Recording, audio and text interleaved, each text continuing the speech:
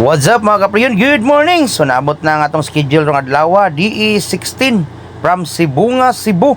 So pasok diri sir kaya atong tanawon ug unsay matabang natuan ang imong DE16. Kina Cool Car Air Conditioning, the official aircon installer of Alfred Surplus. So what's up mga kapriyon? Natuwa na yung gi-check ang DE16. Grabe pagkahugawa na gyud og condenser mga kapriyon. Hugaw na sad kayo og evaporator. So atuwa ng limpyuhan mga kapriyon o nya atuwa ng tap-upan ang iyang refrigerant. So mao ni ang iyang evaporator mga kapriyon. Kita ninyo mga kapriyon no.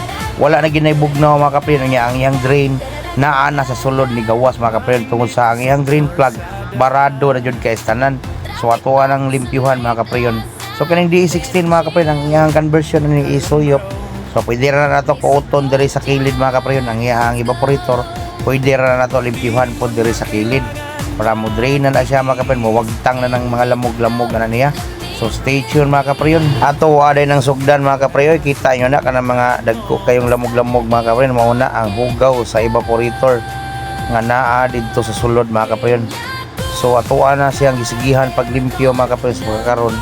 Kay grabe yung pagkahugaw sa sulod. Ato din ang gihapinan og plastic mga kapriyon para dili gyud kayo mabasa ang sulod. So gamay na lang kayo na nasahod na to nga hugaw mga kapriyon, kanawa ra gud do. So ang uban na nauna na to og plasing mo na nga ang mga nasahod na to, ang gamay na lang kayo nga mga dagko nga hugaw.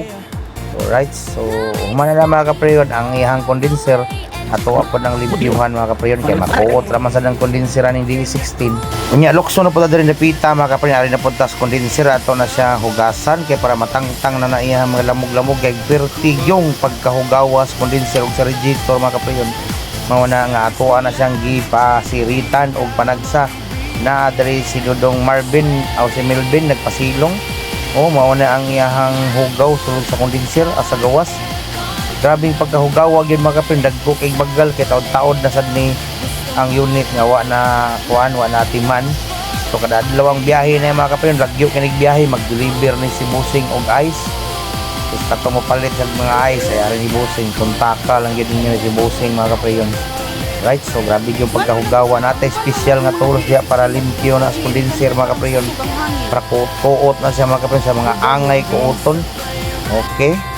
So ari ta diri mga kapriyon, natuwa na siyang tap-upan og refrigerant. Humana ni mga kapriyon, natuwa na siyang limpyuhan ng sulod, atuwa na ng paughan ang mga gagmayng basa-basa kay para makauli na ni si Busing unya ato asang ilisan og speaker nga JBL ang iyang sound system aning iyang sakyanan mga kapriyon para nindot kay sounds inigbiyahe og long distance niya mga kapriyon. So automatic ta mga kapriyon dara nagsige na ta og paugga sa mga napisik-pisik na tubig diri sa sulod mga kapriyon.